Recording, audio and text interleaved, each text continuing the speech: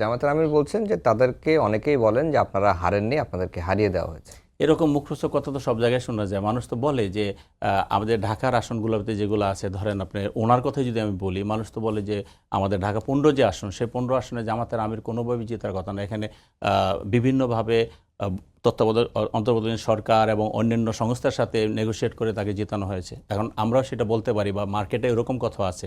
তো এখন যে সারা দেশে যে নির্বাচন হয়েছে, সেই নির্বাচন বিএনপির মতো একটি দল, বিএনপির মতো একটি সংগঠন নির্বাচনটা সুস্থ হোক, সুন্দর হোক, ভালো নির্বাচন হোক চেয়েছে বলে কিন্তু এরকম একটা নির্বাচন হয়েছে। ধরেন আমরা যদি মনে করতাম, আমি এই কথাটা ভাইরে বলছিলাম যে আমি নির্বাচনের দিন পর্যন্ত আমি কোনো কাউকে ফোন দেইনি। 22 তারিখে আমি নির্বাচন শুরু হয়েছে, আমার কথা আমি বলছি, 22শে জানুয়ারি নির্বাচন শুরু হয়েছে, 22 তারিখ থেকে 12 ফেব্রুয়ারি পর্যন্ত আমি কোনো আর্মি অফিসার বলেন, কোনো পুলিশ অফিসার বলেন, কাউকে আমি ফোন দিইনি।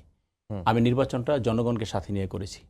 হ্যাঁ, ওখানে কোনো সমস্যা ছিল না বা সমস্যা হয়নি, হইতে পারতো, বা আমরা সেখানে ভালো পরিচালনা করেছি বলে, আমার দল সেখানে সহনশীল ছিল বলে, আমার দল সেখানে সবাইকে ঐক্যমতে রেখেছি বলে কিন্তু সেখানে কোনো ধরনের সমস্যা হয়নি।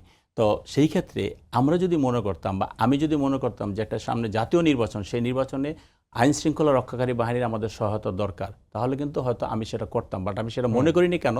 আমরা জানি জনগণই সকল ক্ষমতার উৎস এবং জনগণ আমাদের পক্ষে আছে, সেই জন্য আমি সেই কাজটা করিনি।